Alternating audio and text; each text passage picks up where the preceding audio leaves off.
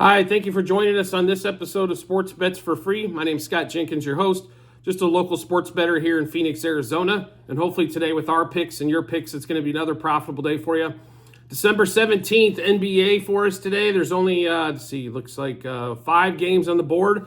It's competing with the NFL schedule, obviously. So if you're looking for our NFL picks, you can do so by searching at the end of this episode. There'll be a link in the comments section, docs.google.spreadsheet. That is our ledger for those.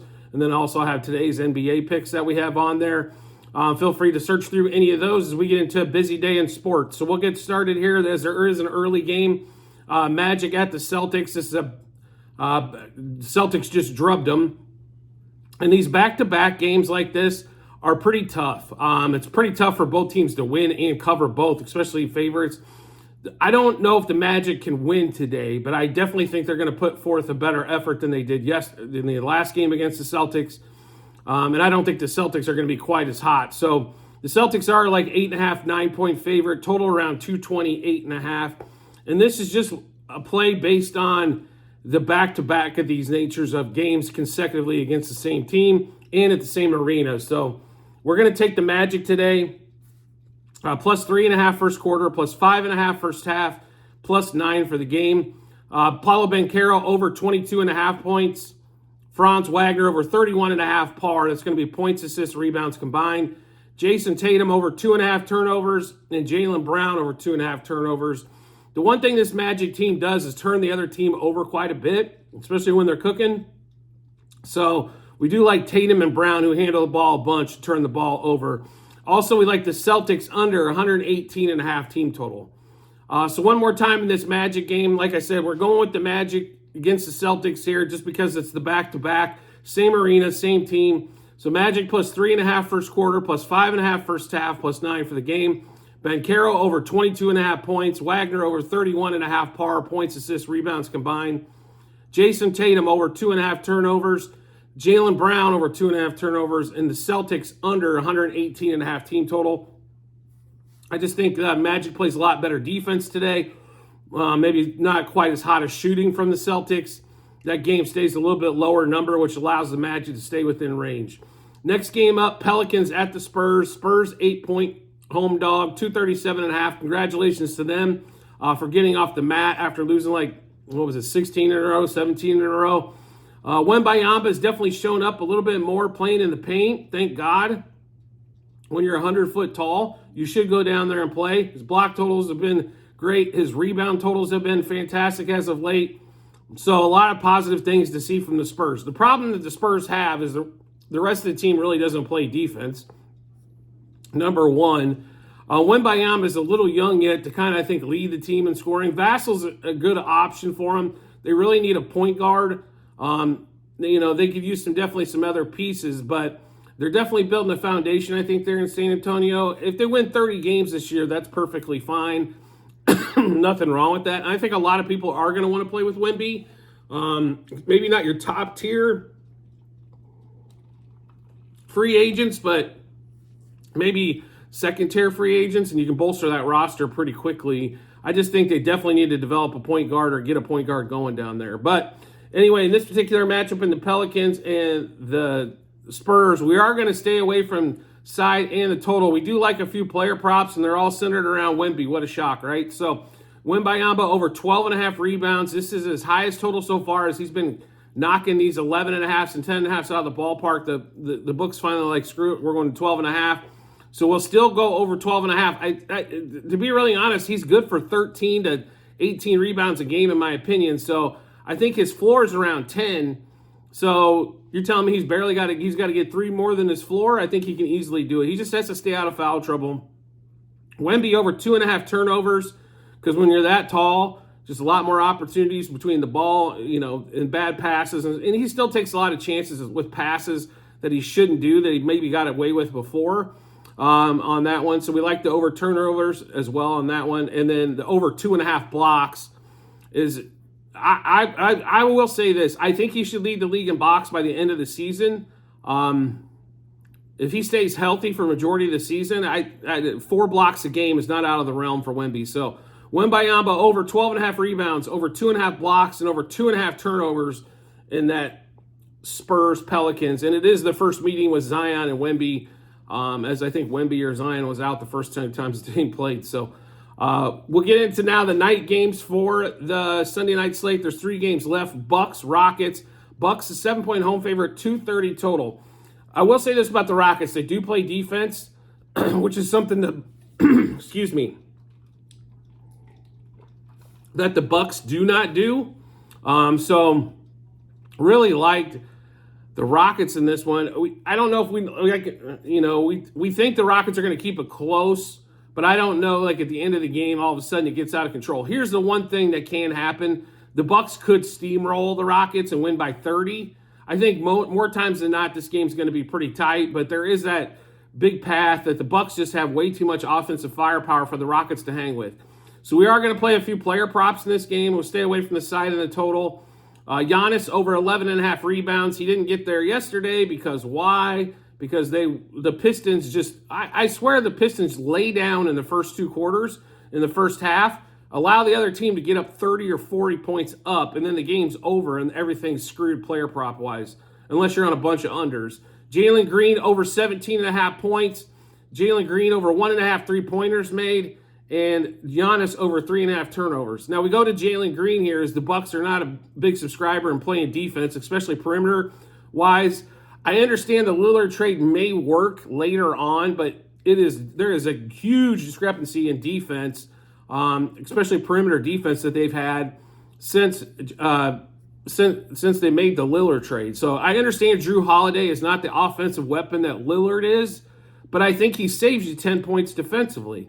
So, if Lillard averages 30 and Drew is averaging 20, but I think Drew saves you 10 points defensively, it's the same damn thing. I think the better play would have been a way to figure out how to keep Drew and maybe not go after Lillard, but do something on the wings, because that's where they're kind of, Middleton is past, his days are kind of numbered, I think. He can score, he can't play defense, he's hurt all the time. I don't think Drew Holiday was the problem, but I understand why they made the trade. Not only that, you lock up Giannis longer term, which is what you were looking for anyway. He's already gotten you a championship. I know Giannis wants more than one, and he's the best player in the league. Jokic might be the best. He does everything well.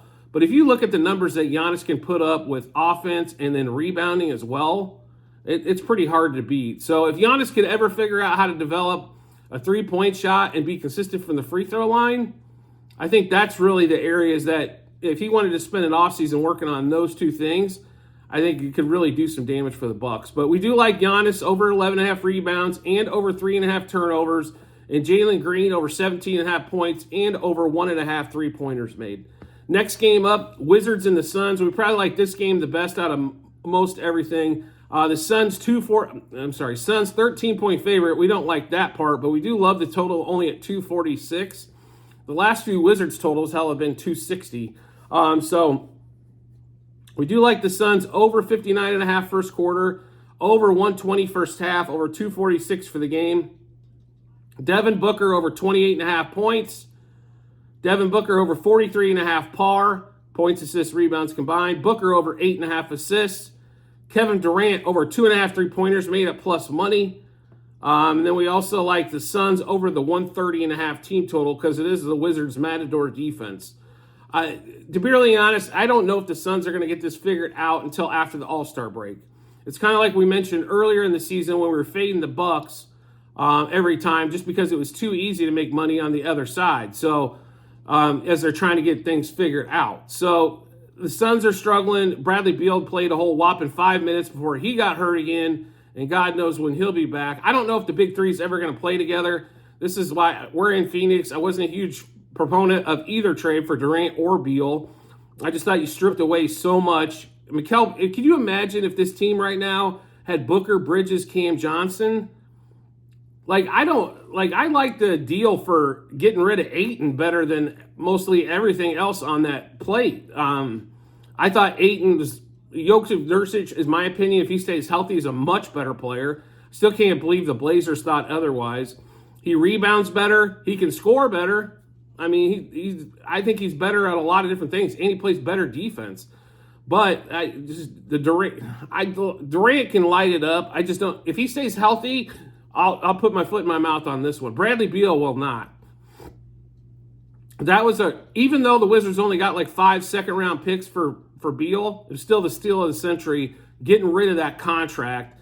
I understand Ishbia, the owner of the Suns, wanting to put together a championship team. Is this, the NBA seems to be about who can spend more, who can figure stuff out, you know what I mean? And he's got an ego just like the rest of these owners do on this. Otherwise, there's probably no point in owning an NBA team. He can make a lot more money as the owner of United Wholesale Mortgage and figuring out how to flex that muscle a little bit more. But, it is what it is, right? I don't know what they're going to do here. But there's one thing that they can do. They can score. They couldn't stop the Knicks. They couldn't stop Jalen Brunson from anywhere as he scored 50 on them the other night. But they can score points. So if you want to run them out and shoot them game, this is definitely the team to do it against. And that's why I think they're going to put up a lot of points tonight. So we'll go through the Suns and Wizards again. The over 59.5 total first quarter, over 120 first half, over 246 for the game. Booker over 28.5 points, over 43.5 power points, assists, rebounds combined. Booker over 8.5 assists. Booker and then Durant over 2.5 3-pointers made, and the Suns over 130.5 team total. Last game of the night, Warriors get a good win last night, and then going to play in Portland against the Trailblazers. They are a 5.5-point favorite, roughly around 232 total.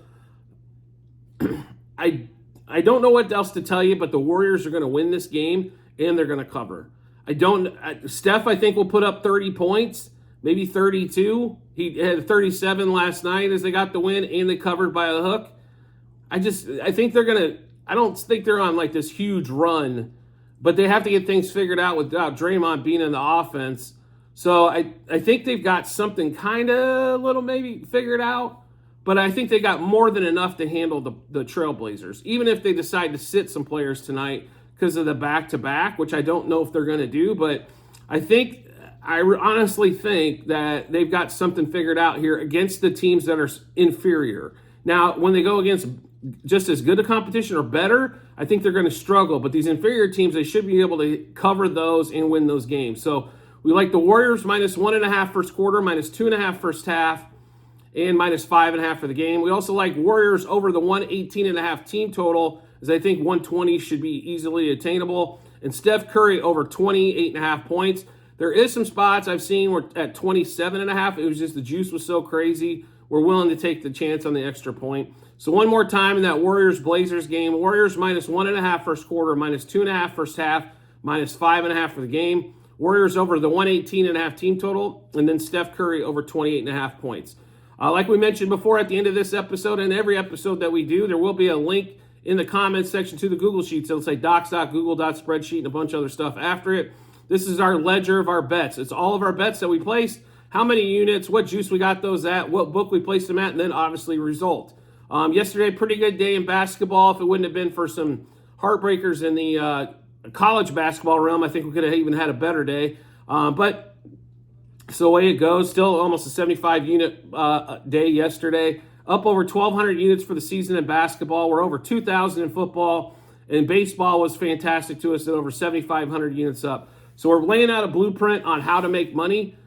Now, I understand people might not want to lay down. What do we got here today in NBA? In 5 games, we've got, 27 bets, I think. Yeah, so, I understand people might not want to have that many plays, but we are laying the blueprint on how to make money. My key is most people have an opinion on what they want to do, so maybe you're just looking for validation on people on the same side as you to do that. So that's what I would recommend doing. Look through all the bets.